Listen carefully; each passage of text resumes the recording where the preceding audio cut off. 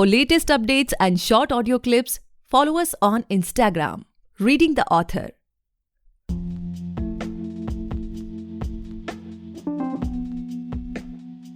Hey guys, welcome back to the podcast Reading the Author, a unique show where we read authors' mind and not their book.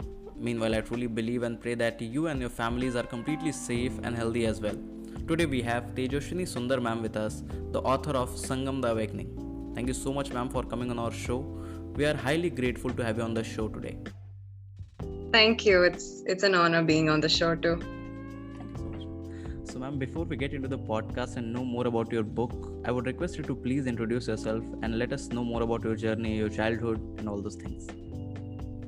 All right. So my name is Tejaswini Sundar.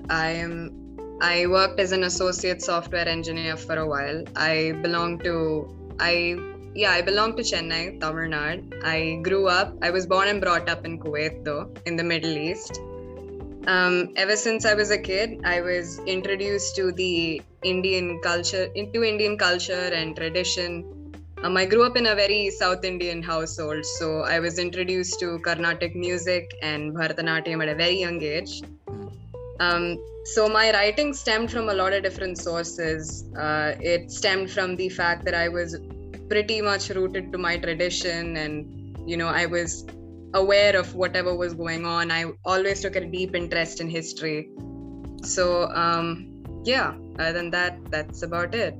Okay. And ma'am, I have read that you have completed your graduation from Allahabad. Am I correct? Yeah. I've completed my undergrad from Allahabad, NIT Allahabad. Okay. So how did you like that city? Because it's like quite. I witnessed quite a lot of changes over there. Okay. Over the span of 4 years, I witnessed quite a few changes. As in, the entire city transformed for the Earth Kumbh that had happened like in 2019, I guess. Yeah, 2019. Yes, ma'am. So that like truly transformed the city. It just made it more beautiful. At first, it was a bit difficult to navigate because I didn't quite know Hindi. Yeah. So I had quite a bit of difficulty in the beginning, but it turned out to be okay after that. Yeah, after all, it's a complete like a nice experience because I have been there for almost 2 years. So all right. My experience was also like a mixed type, like even though I know Hindi, but adjusting in a new city is quite different. Yeah, definitely. Yeah. I mean, you had the added advantage of knowing the language. I didn't know that too. That's true. Okay, so as we know, ma'am, that your book is released, so please give us some insights, like what a reader can expect from a book who haven't read it yet.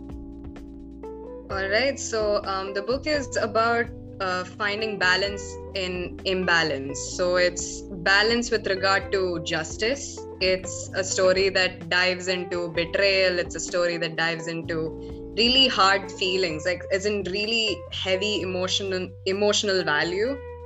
There's love, there's betrayal, there's tragedy, there's death, there's fantasy, all of it based in southern India, so especially in the state of Tamil Nadu. So it's quite a lot. It's a good read. I'm pretty proud of my book. So yeah. Okay. So does this book belongs to a real story or any real incident, as many authors say?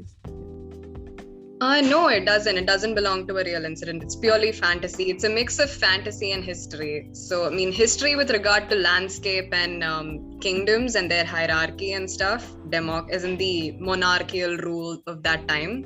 Okay. But fantasy completely based on my imagination, the kingdoms and the entire layout. So that's what it's about. So as you shared some insights, so it's like a complete package, like a complete, you will get to see lots of emotions, lots of tragedy and all those things in the book, right? Yeah. I mean, it's a pretty good book. It begins with a poem, so that's sort of a prophecy for the rest of the book. So yeah. Okay. So it seems to be really interesting. So what motivates you to write on this topic, ma'am? As I've said, I had a number of inspiration, like a number of sources that I used for inspiration. First being that I was rooted to my tradition since I grew up in a South Indian household. Second was my grandfather. He narrated a lot of different stories about kingdoms, as in both Indian and Western history. And that sort of stemmed the inspiration for, redirecting it to a historical fiction novel, but I wanted to do something different. And then there were many other authors. There's Devi Yashodaran, who authored Empire, which is based in the Chola rule, the time of the Chola rule, empires and stuff. And then there's Amish Tripathi, definitely. There's Chitra Divakaruni. So yeah, there are quite a number of people that I've used for inspiration. So can we expect more such books from you, or you want to experiment a little bit and try some other genre as well? No, this is going to be a series. I'm not sure. I have a feeling it's going to be a little bit longer than a trilogy. So you're going to have to wait and see. Okay, so it's like in the upcoming years we can expect more such books in the upcoming series, right? Yes, definitely. Okay. And what about trying about other genres? Other genres I will, because I will try once I'm done with the book series. I want to completely focus on one genre before I move to the other. But yeah, I definitely love experimenting. That's for sure. That's actually rare because I've talked to many authors, and they were like, they want to strike in the same zone, because they think that like as a brand, if people take their name, then a certain sense of like imagination should come in their mind. Like if this is the author, this will be the kind of book. It's not just brand, to be honest. It's something that you are more capable in a field, like in a specific genre. Like your capabilities, your boundaries. Definitely. And for a certain genre, like for me, fantasy fiction is pretty easy to write than something like romance or something like pure historical fiction or non-fiction. So that for me is going to be a little harder to write. But fantasy fiction for now is what I'm choosing. But I definitely like to experiment. That's just me. That's just how I am. Okay. So where do you see yourself in the next 5 years in terms of writing, ma'am? And one more question in that, like how do you see yourself as a brand?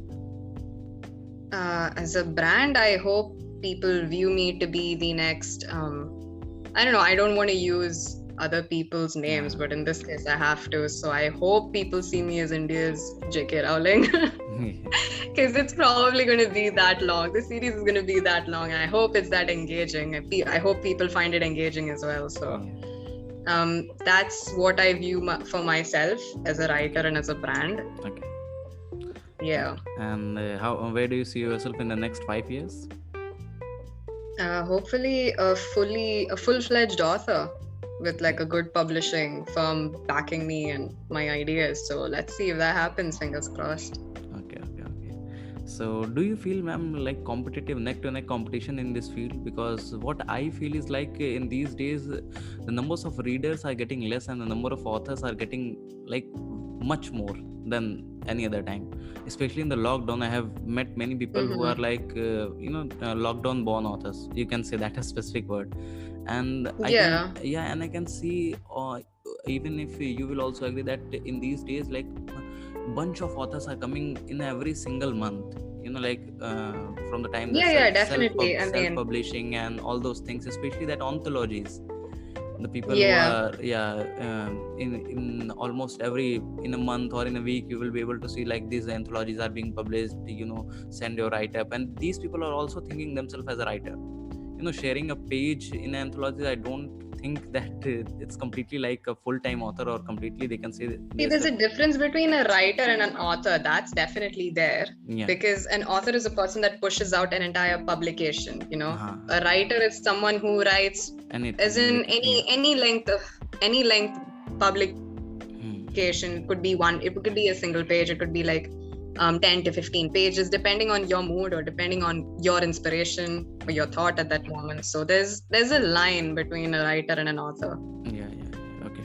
So do you feel, ma'am, like competition between them? And how do you tackle that competition and in your personal experience? Right? Okay, tackling competition in that case, I just try to promote my book as much as I can. In terms of competition, I have faced, fantasy fiction genre, it's definitely known for the Harry Potter series, and then there's the Divergent series. That is dystopian, but there are many other series that come in this genre itself. In terms of competition, I just try my level best to promote my book. I mean, I'm absolutely new to the field. This is my debut novel, so I mean, I have a lot more to learn and understand in terms of marketing and in terms of promoting my book. But yeah, competition, definitely it is there. It's always there in every genre that you pick. So yeah. And do you feel stressed while, like sometimes like that anxiety which we get in almost every field, like if you set a certain target or certain milestone for ourselves, or in terms of like when it comes to like authors, I like feel that, yeah, I definitely agree. I mean, that can destroy your imagination. That's what I feel. That's how I would put it. Because, if you set a certain target, you set expectations, and this is a field where you have to expect like the absolute minimum. You always have to, think negatively, saying that, okay, people aren't going to buy my book, and I'm not doing this to appease other people. I'm doing this to appease myself. And if I'm happy and if I'm satisfied with my work, then I think people are going to like it. It did take a while for me to think that way, but yeah, it was worth it. Okay. And do you prefer it as a hobby or a full-time? I'd love it if it was a full-time, to be honest, but right now it can, right now it can only be a hobby. Okay. And ma'am, one more question to is like, what are the things like I have spoken to like many other authors as well. So they say that the scenario in India related to writing is not much. Like you can just count on your fingers like the authors who have been taken this as a full time. So what's your take on that? Like what you suggest people who are thinking to take it as a full-time job, who are newcomers but thinking to pursue it as a full-time? I'd say, the smartest thing right now is to have a backup plan in case it doesn't work, but something related to do in the writing field itself. That would be a better option. I understand if you're like an engineer and you want to move into writing, because that's what I did. Yeah. So it's best if you have a writing job at like alongside your authors, alongside you authoring a book. That would be better.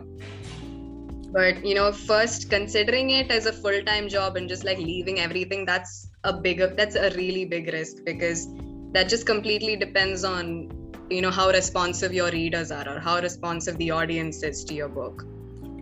So that's a variable in this case. Okay, so my next question to you, ma'am, is like, do you have any schedule for writing, or it's random?